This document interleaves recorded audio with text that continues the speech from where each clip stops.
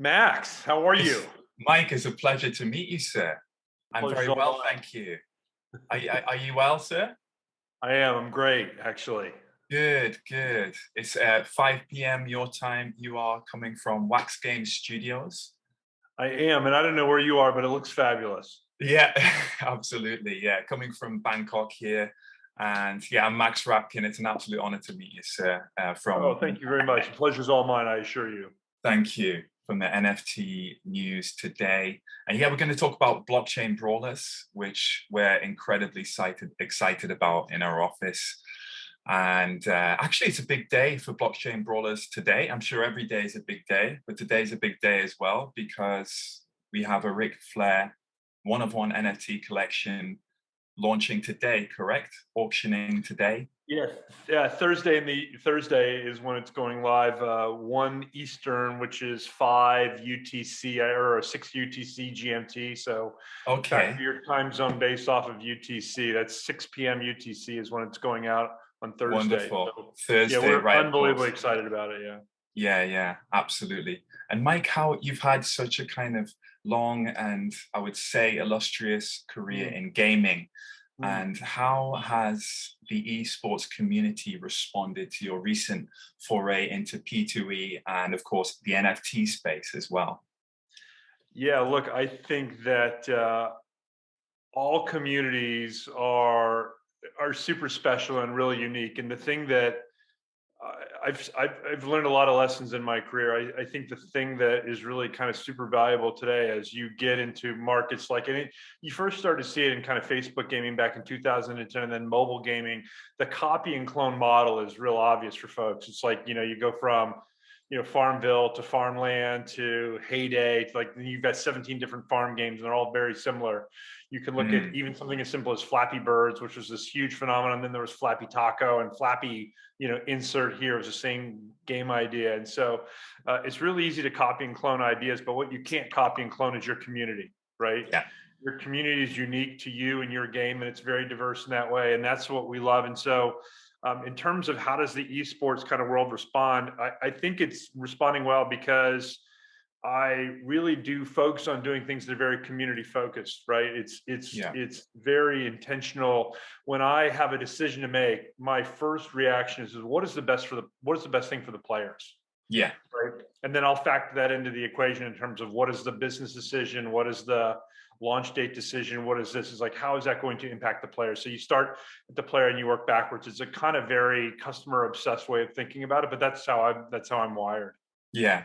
And you've had all these games through the years, especially games which I have been really passionate about, such as Madden, Tiger Woods, Mhm, FIFA. These are mhm. games which personally meant a lot to me when I was growing up.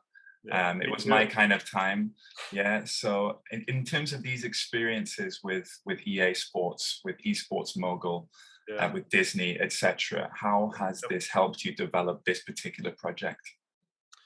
Yeah, it's funny. I'll give you a little bit of a funny story. So when you said all these games mean so much to me, I said me too. It made me flash back to a moment I had with. I was sitting in a room once with Ice Cube, and I was talking to him about making music for a game that I was doing. And Quincy Jones had introduced us. Not that I'm a name drop. I don't know Ice Cube, so I got to Ice Cube through Quincy Jones the third, who Yeah. I do know a little bit. And Quincy set me up as this hip hop kind of fan and aficionado, and a kind of encyclopedia because I do love hip hop a lot. So they left. Me too. Yeah. It was just the two of us sitting in a room quietly. Yeah. And he You and looked Ice over. Cube, yeah? Yeah, me and Ice Cube. It was like, Yeah, yeah. where are all my friends? Like, I want them to see. Like, it's so cool because he's such a great Mr. guy. NWA. Oh my goodness. Oh, Yeah. it's just the biggest. It's kind of big. Created the whole genre. And so I said to him, he said, "Are you really a fan of hip hop?" And I said, "Well, Straight Outta Compton changed my life." He just Yeah. kind of got a sly grin on his face and he chuckled. He said, "Yeah, mine too." I'm Yeah. like, that's so cool because I know it did, Yeah. right? And of course, I've seen the movie. So the point is that I think that all these formative experiences we've had in our lives teach us something. And the thing that EA taught me really was, again, it's about community because the Madden fan base is so passionate. Mm. And they really want to know everything about every player and what's the best way to kind of optimize a roster, and what a kind of, how do you audible into this formation, and how do you score here, how do you play defense best, what's the best team player, like there's this exhaustive list. And one of the things I did, which was really interesting, and maybe a little bit, I don't know that I would do it in this day and age, but if you go to Madden 95, I do believe I put my Yeah. actual email address in the manual, Yeah. and I literally said, any questions, email me, here you go. Yeah. Yeah.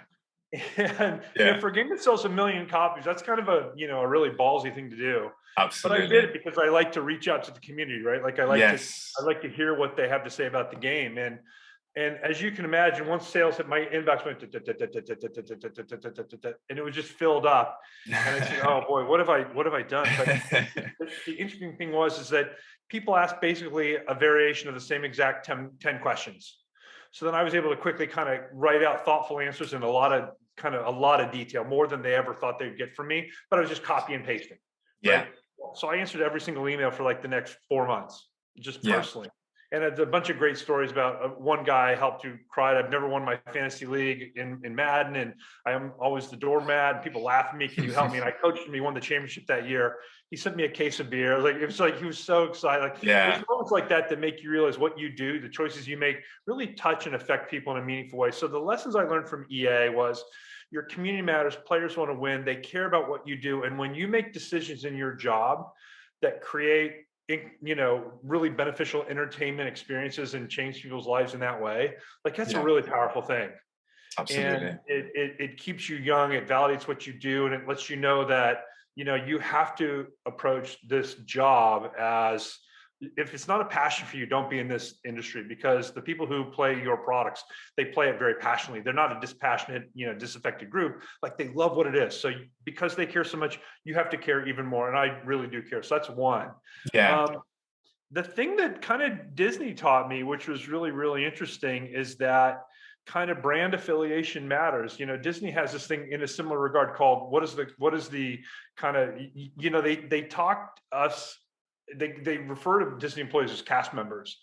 And they talk about what is that consumer experience that you have as a cast member. And so when I go and I would meet with other cast members, it was really cool because what division are you in? I'm in the gaming division. Oh, I'm in hospitality, or I'm in consumer packaged goods. And we'd all exchange stories of what our interactions were like with the different people who meet with us. And the really interesting thing at Disney that you realize is, somebody says, where do you work? I say, I work for the Walt Disney Company. And Yeah. instead of saying, oh, interesting, what do you do? The first thing that happens, they get this reflexive smile on their face, and they say, "Oh my God, this is my favorite part about Disney. It's so like unsolicited." And when you see a brand like that that delivers so much joy, and it's never the same thing. Nobody ever says, "Oh, I love Toy Story," or it's not just Disneyland. It's there's animation, there's parks, there's resorts, Yeah. there's Marvel and Star Wars and on and on. Like there's so many ways that this company has touched people's lives and gives them this feeling of like just unadulterated joy. Like they're just like, wow, okay, like this is now I'm an ambassador for the Walt Disney Company. I have a responsibility to continue to deliver that joy to people. Like it's a really, really important thing. So that taught me it's all about the user journey and the customer experience, right? So are they using your product? Is the aspiration there? Is it clear? Is it obvious? Is it simple to use? Is it simple to onboard? Is the aspiration kind of, do you lay it out really kind of early in that flow so they know why they're doing what they're doing? And as soon as you get the message of the value proposition across them as soon as possible, then you're like, okay, I get it. If you have to kind of hunt and pack and it's kind of like, I don't know why I'm doing this, you're going to lose them as a customer. Disney makes it really clear as soon as possible why they do what they do. And we had this saying at Disney when we were going through like this tutorial, it's like, you have to give them 10 clicks of joy. So every click in a Disney product's like, oh, here's something that feels good, and the next one feels even better, the next one feels even better. So you're always delighting them every step of the way. Yeah. And then they're fully immersed in the experience. Then you've got them as a consumer for a long time, right? Yeah. So they really kind of talk about the ease of adoption and customer experience focus, whereas EA was more the general construct of delighting a community. Yeah. Disney, like, get them hooked early and often, but show them why they're spending their time with you. And those are kind of the two takeaways. Yeah, it's very powerful. The idea of working joy into the experience like that. Yeah. Yeah, it's really, really powerful. Yeah, it Yeah, really is. it makes a lot of sense. Yeah, it makes It a lot of does. sense why I grew up kind of, with my little sister watching the Disney films and playing this Toy Story game. And Yeah, Max, what's really interesting is if you go to any of the Disney properties in the world, the thing that's super, super, I think it's subtle if you don't look for it. But if you go to look at anything on the parks, there's no obvious seams or hard cuts to anything. Everything just flows. And there's this real intention to it. And it's one of the interesting things that happened at Disney is we had, so we would bring in a different guest speaker from different parts of the company. And once we had one of the Imagineers who does the ride design. And we said, because we were making games, so we're creative, like you're creative. Tell us about your creativity, your creative challenges. And he said, one of the challenges that we have at Disney is we're putting you in a physical space and basically in a polygon, right? It's a room. It can be a giant room, but what we have to do is we have to make you forget that there's a single floor or a ceiling. There's no seams, there's no joints, there's no walls. We have to remove all that, even though you're going into a fixed location. We have to make you feel like you're somewhere completely different. And then we have to delight you along the way. But then we have to make sure that as you kind of traverse through this ride, that you can have a bunch of people going through it at once, and that the audio stings and visual cues don't trample each other.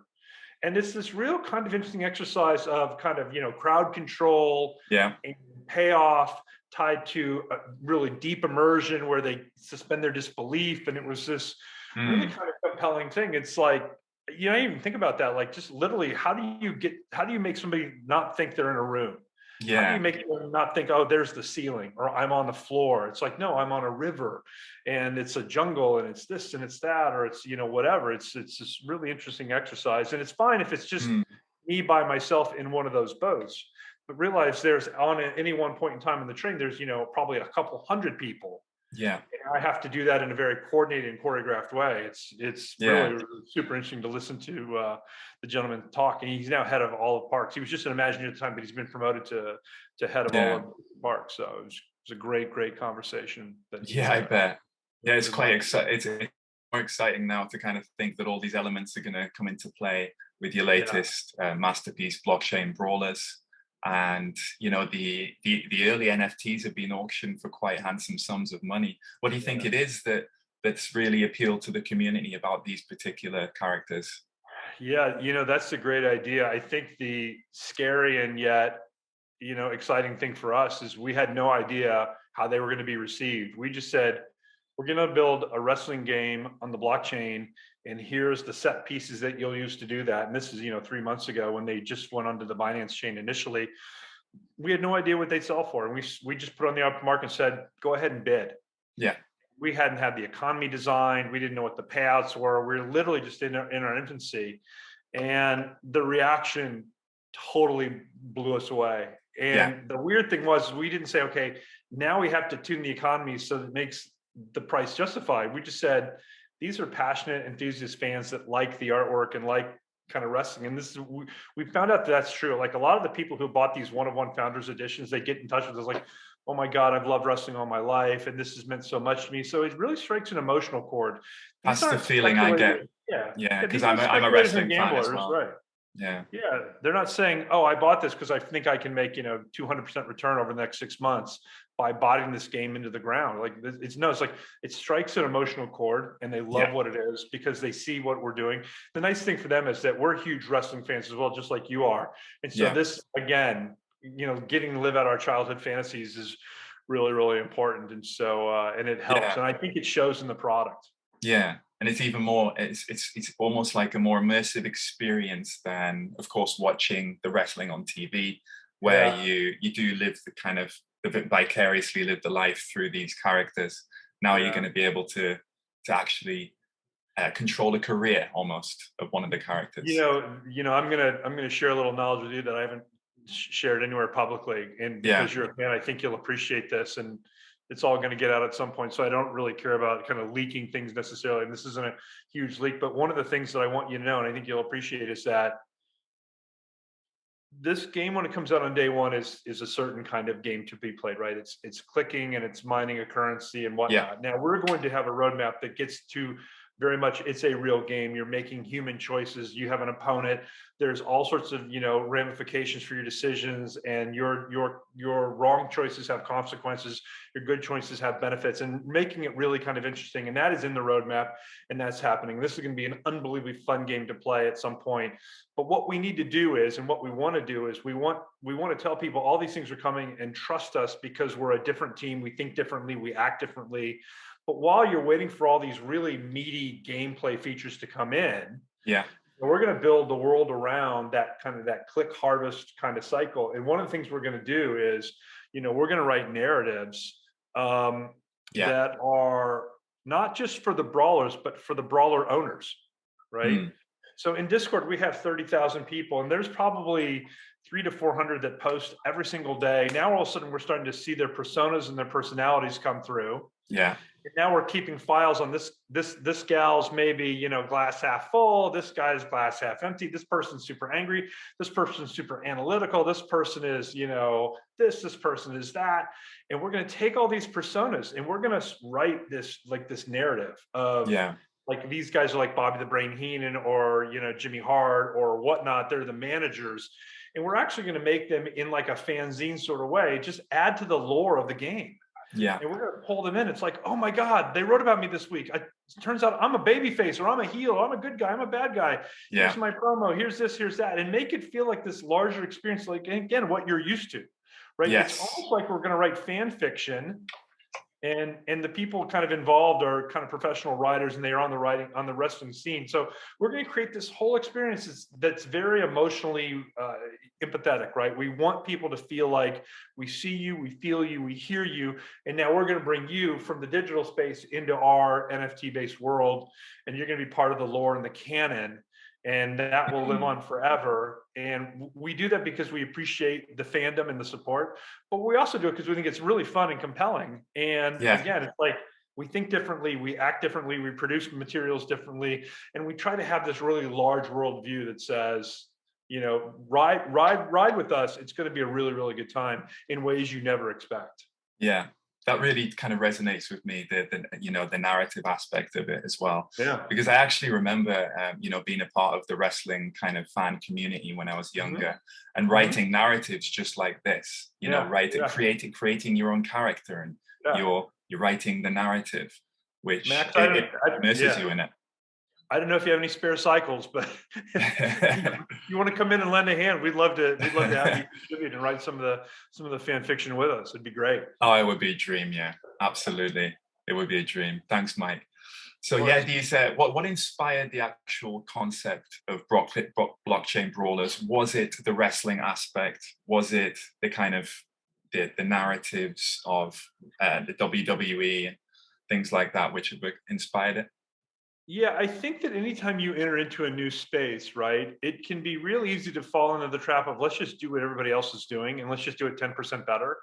But we didn't want to be in the 10% better business, right? We wanted to be in the 100% different business. And so we said, okay, let's make a fighting game. Let's tie to wrestling, because people love wrestling. We don't need a license. We can make these caricatures of these Founders Editions one-on-ones actually look really, really compelling. Like, we can tell an incredible story that we think piques people's curiosity enough that they'll engage with the content. If they engage with the content and we get positive signals there, then we can really, kind of go down a path that nobody else is going down, because we saw all the products, because we are Wax, we very much pay attention to the content on our chain. It was a lot of very similar themes. And we said, well, everybody's doing this all over here, we're going to go way over here. Yeah.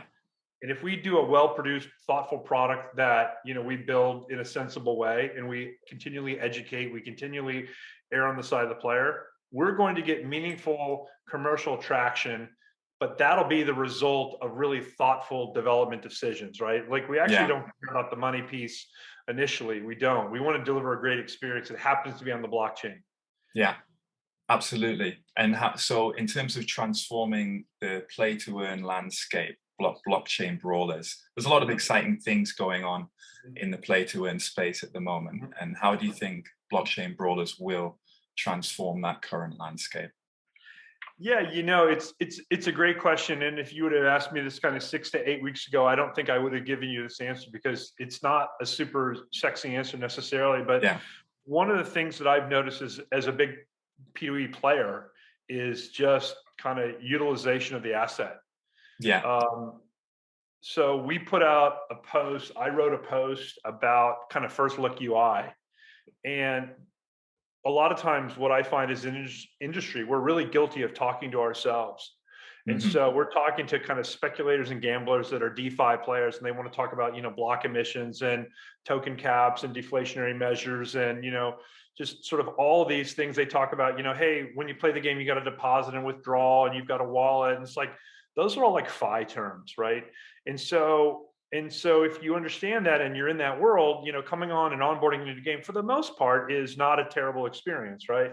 You've set up a wallet, you know how to use it because you've used it before through trial and error. You've got enough scar tissue, you can make it work. The thing that we want to do is we want to transcend the existing audience.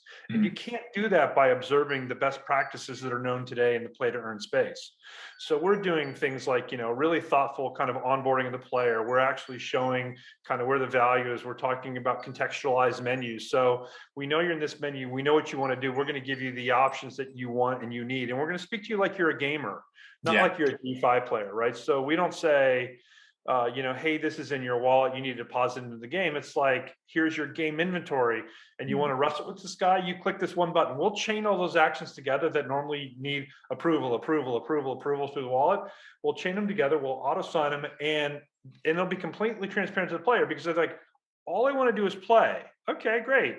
Yeah. Play, you're playing, right? Yeah. All those other steps are getting removed. And so when we think about how we are handling messaging, onboarding, and really making these things easy to utilize, we actually think that's a really big win for the blockchain community. And if you look at how we handled the creation of Walks Cloud Wallet, right, which is a very Web 2 experience, meaning we have a ton of single sign-ons. We have 12 million wallets in people's hands. Yeah. Because they're like, oh, I understand Facebook Connect, or I understand Google Auth, or I understand, my Discord credentials. I just click this and I'm in. Yep, click and you're in. Like, oh, could not have been easier to use, therefore I'm going to use it.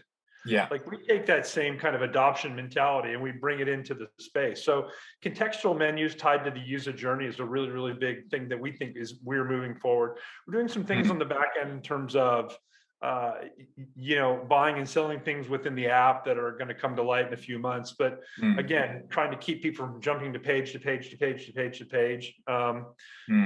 Using Alcor is not always easy necessarily. And if I listen on Atomic Hub, how do I get there with the fewest number of clicks? There's all these things we're trying to do because we know what player behaviors we are going to be measuring and what they want to have happen. So if we can just shortcut that because we know where they're going, we're going to do that as well. It's like, wow, we want people to go, wow, Wax is really thoughtful, right? It's absolutely very little work to use this. So you mentioned those analytics and the metrics. What kind of metrics will you be using, and how do you think they will, help you understand the players better? Because it's a very interesting aspect of what you're doing. It's starting with only 1,050 players from day one. Is that correct? 1,050 NFTs. The thing that we're finding, and I was like you, 8 weeks ago, I'm like, okay, we're gonna have 1,050 players. But what we're finding is people are accumulating multiples, and so there'll probably only be about 700 players on day one, which makes our need to monitor even greater.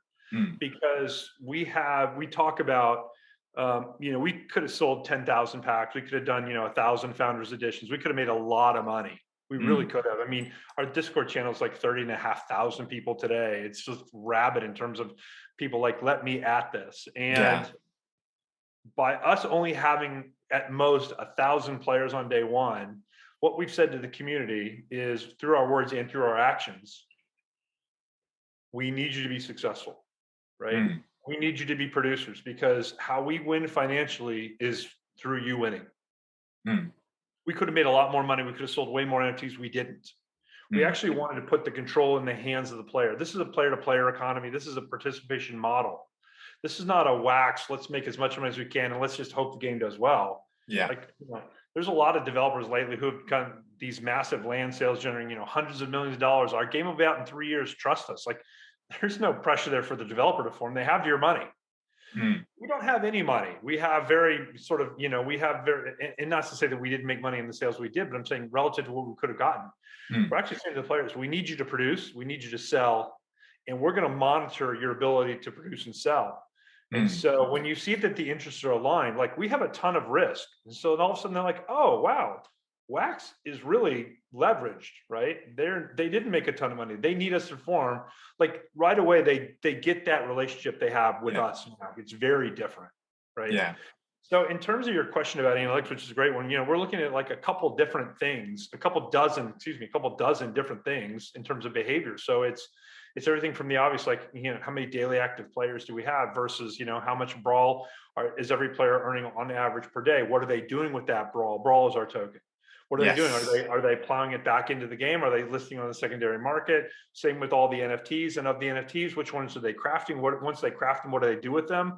How many sessions a day are they running? Like there's so many different things that we're doing just so we understand what that player behavior is. Yes. Because the thing that you will come to understand is like the roadmap for the next 3 to 6 months is relatively detailed because these are things that we're going to build because we know we have to build them. But the back half of the year roadmap is a little bit more vague or esoteric because that's going to be based on how the players are performing and where they're engaging in the game.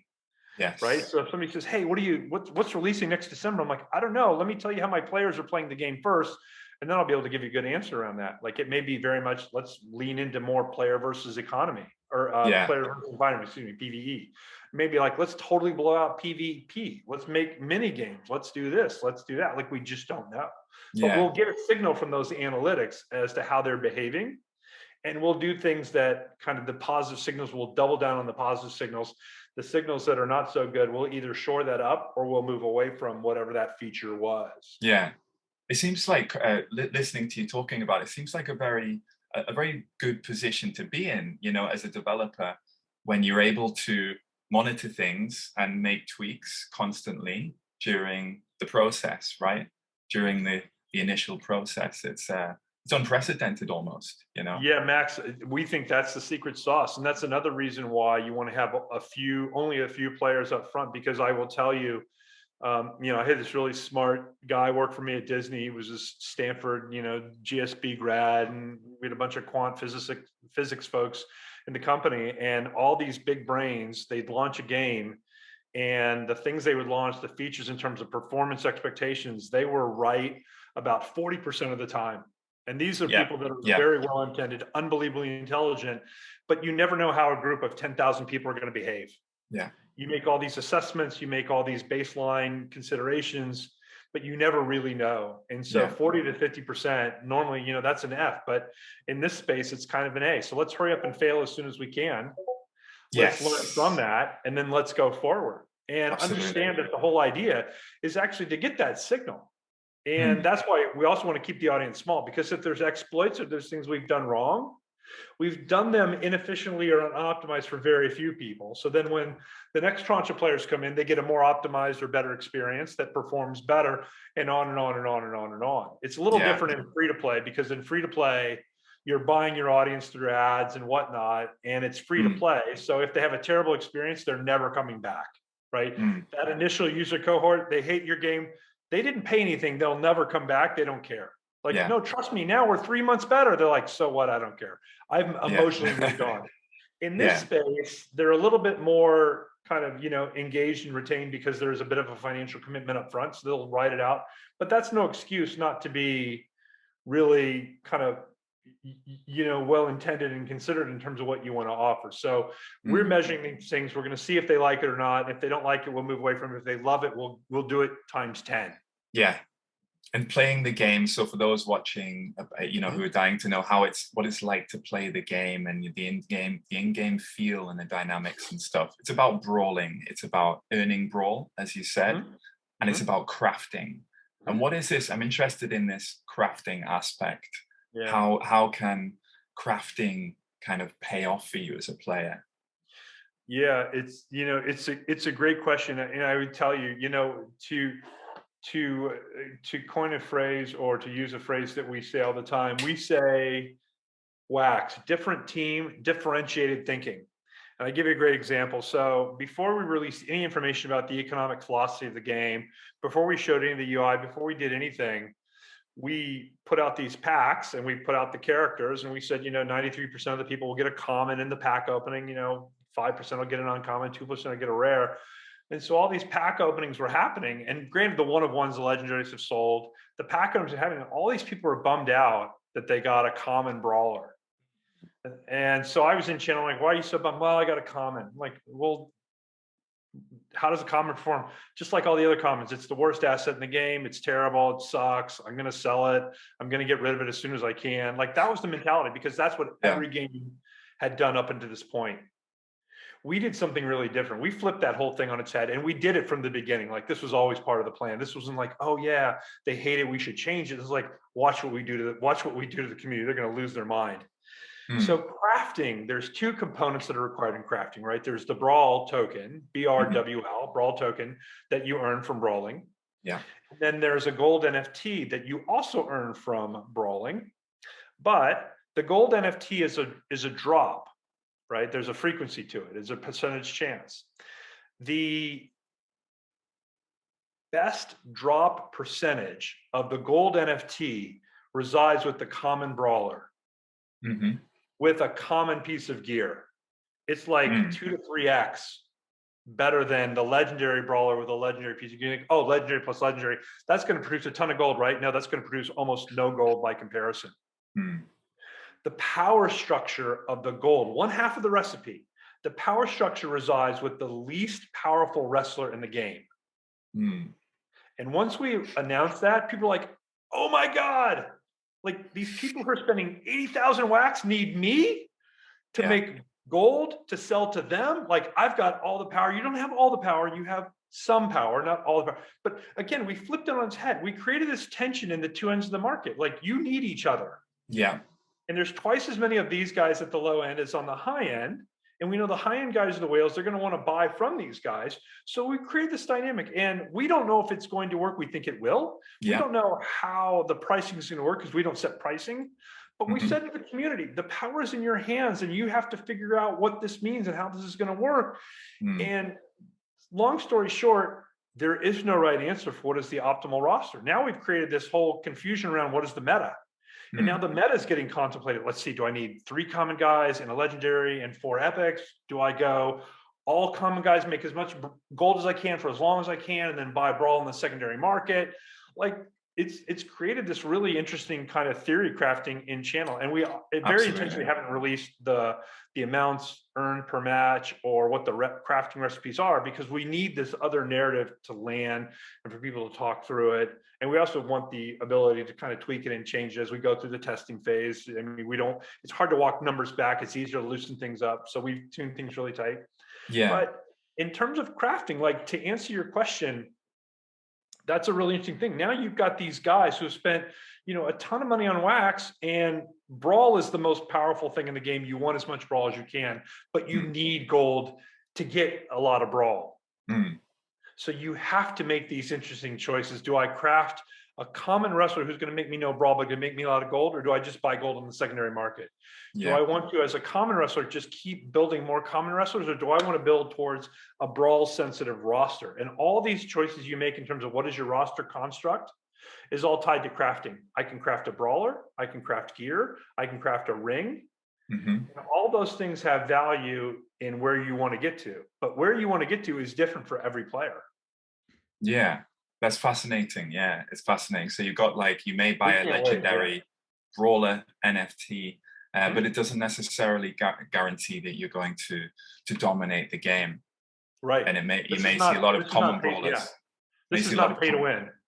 Yes, you may see a lot of common brawlers rising to the top as well, which is very exciting as well.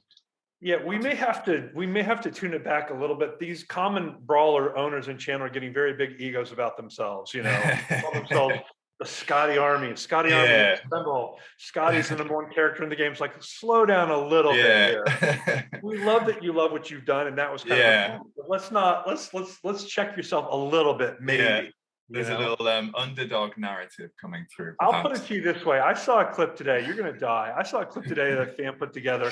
It was literally Thanos, but with a Scotty head superimposed on him. And when he went to put the last Infinity Stone in the Infinity Gauntlet, it was the Brawl token. Yeah. And it was Scotty as Thanos putting a Brawl token in the glove as if he was the most powerful being in the whole entire universe. Oh, that's fantastic. God bless our fans. They're the best. They really are. Yeah. Oh, I Really, can tell really you are. can tell you're having a lot of fun with this. It's Oh, great so to much see. fun. Every day feels like a vacation, if I'm honest with you. Yeah, wonderful. Yeah. Well, how Much to would my you? wife's chagrin, she's like, "It's dinner time." I'm like, "Hold on, I'm still working." She's like, Yeah, "Uh-huh. Yeah, great." working with a smile on your face. It's wonderful to see. So how would you say that? So for someone, imagine someone has never bought an NFT Yeah. and they've never done play to earn games, but they're a very passionate gamer. Mhm. Why would you say Blockchain Brawlers is the game for them to Yeah, start? look, if you can get over the potential, and I'm just going on what the market prices are, if you can get over a little bit of the sticker shock initially, I would tell you that Blockchain Brawlers is the best experience because, again, we're trying to build a game that appeals to everybody who's a gamer, Mhm. right? So that's, like I said, onboarding, that's crafting, that's, you know, player versus player, that's, you know, clean code, that's optimized. So you know, our game uses very little CPU, which is a big concern going around in the community now, kind of games that are inefficient in CPU usage. So Mhm. that's you know, kind of resource management is a really foreign concept for new players. What do you mean I have to stake more RAM or NAT? Or it's like, what does all this mean? We actually make that process really kind of highly optimized, but if you do not have enough of those resources, we make adding them to your wallet really, really simple and kind of seamless. It lives inside the game. You know, you don't have to kind of go to a different, you know, you don't have to go to kind of your Waxcloud wallet or your Anchor wallet or whatever wallet you use to kind of stake these resources. We do it in a meaningful way. So I would say that if you're a regular gamer trying to learn about NFT or pay to earn gaming for the first time and you go somewhere else and they don't have this really hand holding, highly considerate experience, it can be frustrating. And you can be like, I don't get what all the fuss is about. I just don't Yeah, understand it. And I have enough things in my life that don't confuse me, right? You absolutely. know, Yeah. there's this great story I'll share with you. So when I was at Disney, we were building this city builder game. It was based on build your own Disney park, right? And you can choose the rides, and it was just kind of business sim, but done in a light, fun, friendly way. And we had, you know, we had our all of our best people on it. It looked gorgeous, and we were doing not focus group testing, but usability testing. And we had a woman come in to play it, and we were all watching her through the two-way glass, right, or the webcast, and she plays it for about 60 seconds and she's scheduled for 45 minutes. She's playing it for about 60 seconds. She's like, okay, I'm done. We're like, what? No, keep playing. She's like, I don't want to. I'm like, why not? She goes, it's confusing. I don't know why I'm playing. Yeah, I'm totally lost. I'm totally frustrated. And she goes, and I play about 12 free to play games a day that do not confuse me, that yeah, inspire me. And so why am I going to engage with your titles? Like, oh, wow, I have 60 seconds literally to convince yes, this person how to play, why you play, when you play, and what you play, and on and on and on. It's this really kind of interesting thought exercise to know that on free to play, because the barrier to entry is so unbelievably low, you've got to yeah, retain them immediately. And I've taken a lot of that thinking and brought it in. Here, it's like, yeah, okay, right away, I don't want to confuse you. I want to delight you as soon as I can. I want to engage you. I want you hooked. Now, granted, you've paid maybe a decent chunk of change to play this, so you'll probably keep playing. But I don't think about that. I think, okay, assume this is a free to play game in terms of onboarding, yeah, right? So that's what I would tell kind of an NFT gamer as to why they would want to start with Blockchain Brawlers as an experience, because we'll teach you about wallet usage, but we'll teach it to you in a way that is not, again, speaking to ourselves. We'll talk to you as if you don't actually know anything about wallet creation or wallet utilization or secondary markets or working with a decentralized exchange, again, yeah, which is a very foreign concept. If you've gone on and tried to navigate Allcore and you're not a trader, you incur a significant amount of brain damage just trying to understand what all this means when you look at these interfaces. It's like, wait, what? Which button do I click yeah, and where do I go and what am I paying for and when do I get it? And like, it really is intimidating. And yeah, you know, things that are simple to explain are simple to understand. And then we always kind of yeah. take that mentality heading into the player experience. I get the feeling that you almost designed the game with that question in mind that I You have just to. asked you. Yeah, Max, you have to. And yeah, the other thing I think that you learn is that you have to continually communicate to your community all the time, a consistent message. And sometimes you're going to tell them, then you're going to tell them what you told them, and then you're going to tell them why you told them what you told them. Like it's repetition, yeah, and you just have to be consistent. I think that a lot of developers make the mistake of, oh, I told them once in a post in the channel, isn't that good enough? Like, no, you have to be consistent. You have to be very kind of conscientious that they're not going to remember what you said. And even if you have it pinned at the top of the channel, that doesn't matter, because they're just like, come to channel, how do I do this? Mm, absolutely. There's a lot of that. There's a lot of, you can't make assumptions that people know what you know, or act like you act, or like what you like.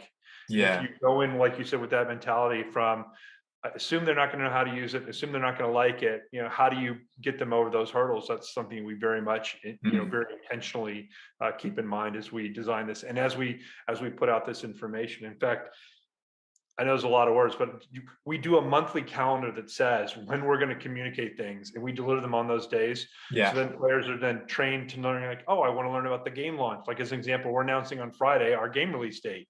And they Mm, know now that Friday night, instead of going in and channel, hey, when's the game? It's like, oh, the calendar says they're going to tell us on Friday when the game comes out. And all these things are earmarked. So they know, like, oh, it's just consistent, steady information. Every week there's absolutely. 2 to 3 to 4 big stories that are going to break. Oh, cool. I'll just check the calendar, because that's how they communicate with me. We've trained them and taught them to look for things because we know what they want to know. And we're going to tell them when we're going to tell them via this calendar. It's been really helpful. Wonderful.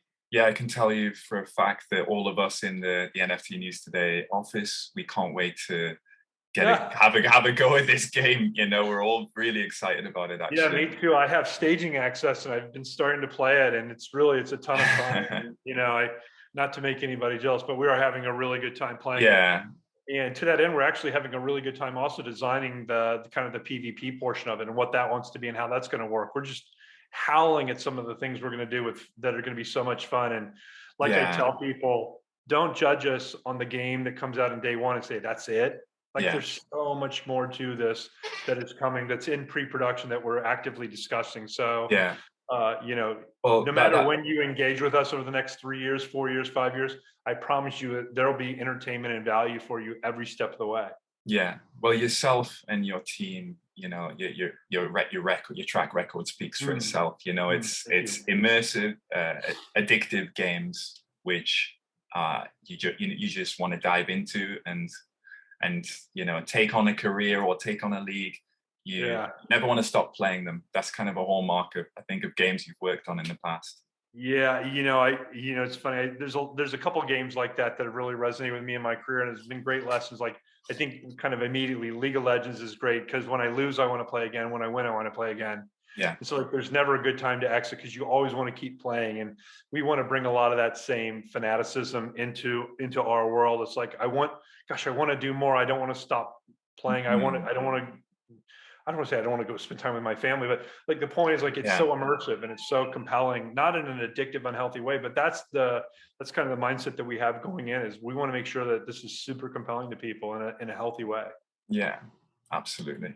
Well, thank you so much for sharing so much, Of course. knowledge and Of course. just chatting with us. It's a real pleasure. You have now, I guess, with Wax Game Studios, you're investing in the play-to-earn space now, Mhm, specifically. And how mhm, do you see this space, just as a final thought, how do you see the mhm. play-to-earn space transforming the gaming space over the coming years? Yeah, so I was around, right, in the Facebook gaming and the mobile, Yeah, when it was freemium, and then it was free to play, and I've seen every model. And history is a great predictor for what's going to happen. And you're not going to see any of the traditional big yeah, gaming publishers come into the play to earn space, because they just won't. They'll wait for somebody yeah, else to prove it out, then they'll buy their way in it as it happens. All the big winners in mobile were native mobile. So you can look at Zynga, you can look at Supercell, you can look at Rovio, you can look at King, you can look at Scopely. All these groups were native mobile companies. They weren't a huge console publisher that did PC games. They did one thing really, really well. That's going to happen as well in pay to earn. In terms of what it means I had a total epiphany around pay to earn and what it means to me. There's two really kind of important things that I think that really stick out. So one is, I have kind of nightmares around playing World of Warcraft and looking at that time in game button just lingering on the page, and my mouse is hovering over, like, I don't want to click it, but I kind of want to click it. I don't want to click it. I don't want to know. I mm, really want to know. Like there's this whole tension of back and forth. But now that time in game actually has a different meaning, right? mm, It's how much. how much am I monetizing my engagement, right? Yeah. That's one vector to look at it. Like the more I'm in a product, the more I'm accumulating something of value. I think sometimes people get play to earn confused with play to profit, and it's not Yeah. always one and the same, right? You're going to earn something, whether you're profitable or not is up to you. It's up to the market. It's up to things largely beyond your control, but sometimes they're Mhm. within your control. But by default, it's not play to profit. So it's just play to earn. And I look at that as actually a very healthy thing because now I'm not wasting my time necessarily. I have a chance to monetize that activity, which is, Yeah. for every kid whose mom says, stop playing those, blank, blank, blank video games Yeah. because you can't make any money from it. Like, if I can, mom, Yeah. oh, can I ever, right? Like, Yeah. so creating a player to player economy or a participation economy, as it's called, is a really, really powerful thing. It's no longer money going into the developer's hands as a zero sum game. It's money going from one player to another player. And Yeah. that's really, really powerful, right? That's one. Absolutely. And two, which I think is subtle, but I think is super important. I don't think a lot of people talk about because there's really not the huge financial benefit or financial ramifications is if we take a World of Warcraft as an example, before they did the, hey, start at level 55 because we've laid the level cap so high, like if the level cap was still 60 and I'm kind of 6 months in, and I convinced a friend of mine to play with me because we all like to play together. And he's Mhm. starting at level 1. I'm like, don't worry. It took me 6 months of grinding, and in 6 months you'll be where I am. It's like, right, but you'll be 12 months when I'm 6 months. There's this whole notion of now me as an individual, I have these items that no longer serve me. They have no value to me, but I can give them or I can sell them for sort of no cost effectively to a friend of mine or somebody who wants to do this. And now all of a sudden, Yeah. I've shortened that learning curve for them. I've shortened up their grind. And now we're playing together because of what I've done. I've given something to somebody, right? Yeah. So there's social good at the core of that, of I'm Absolutely. giving back to other players who enjoy what I enjoy. So now we're enjoying that together. And now we pull on a third person or fourth person. Now all of a sudden we have our little miniature guild, but I'm feeding these things through the equipment that I've earned that has no value to me because I've used it and I've exceeded the utility of it. But Yeah. to somebody else, it's OP. And now I'm giving these people. So now I feel like a kingmaker. Like, oh, I made this guy, helped this guy get a great account. I helped this person get to where I was in 2 weeks, not 3 months. Da, da, da, da. Like that's going to become more and more prevalent. And you're seeing a lot with Yeah. these scholarships and these skills, where it's like, hey, take my stuff and use it.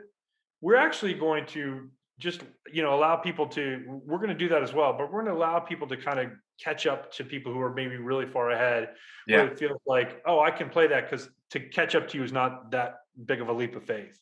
Mm. So I think that's Absolutely. a powerful thing. And look, kind of the last point on all this is Alex Ohanian, who founded Reddit, said a month and a half ago, he said in 5 years there won't be a single game that comes out that doesn't have some kind of play to earn mechanic in it. And Right. I absolutely believe that. I believe that with every fiber of my being. You're going to see Yeah. a lot of hybrid games that has a kind of an in-game currency, but it's also going to have a P2E component. And they just have to figure out, how do those things live peacefully? How do they coexist? But Yeah. somebody's going to give a North Star, and everyone's like, yep, that's how it works. Let's do that. And everybody's going to go. Yeah. That's right. And like you said, I think it's a beautiful point about the social value this Yeah. has with regards to creating community and Yeah. empowering the player as well Yeah. to Absolutely. make these choices. So Yeah, we yeah. did a thing at Playdom called like Boba Faff or something. Buy one for a friend. Whereas if you bought one, we'd give you two that you could send to a friend, right? An item in the game. Yeah. And we did it around Christmas because it was sort of gifting themed. But that item, which wasn't super OP, was so unbelievably popular because people love to buy it for Mm. themselves, but they love the notion of, and then I sent one to my friend, right? Yes. I got them Yeah. to play. I did something nice for them. Like there's real power in giving and letting people Yeah. feel like they are being altruistic in that regard. It's a really, really nice thing to be able to do. Absolutely. Yeah. Wonderful. Yeah, I can't wait to see the developments on this project. And thanks so much for taking the time to chat with Yeah, me us. too. Yeah, I really hope to meet you in person one day and come to the Wax Game Studios. Of course, you see our lovely offices here. We're very nicely decorated. Where all the magic happens. It is. Look, we're super proud of what we do, and I work with it's not me. I'm telling you, I'm surrounded by some of the most talented people in the space. So Yeah, I'm really lucky. If you have great developers and you have a great community, you can go really far in this industry. And I've always made sure I have, both of those as much as I can. So, and we'd love to host you. We'd love to see you. And if I'm ever in Bangkok, naturally I will Absolutely. hit you up. I look forward to it. Thank you very much, sir, and Thank you so much. best of luck to you. Have a wonderful day, and good luck with the auction, with the Ric Flair auction as well. I hope it's a Yeah, resounding tomorrow. success. Yeah, the pack sales. We'll see how they go. So Yeah, absolutely. All right, all take right, John. care, Mike. It's a pleasure to talk to you. Thank you very much for your time. Thanks, Max. Yep. Bye. Take care, Mike.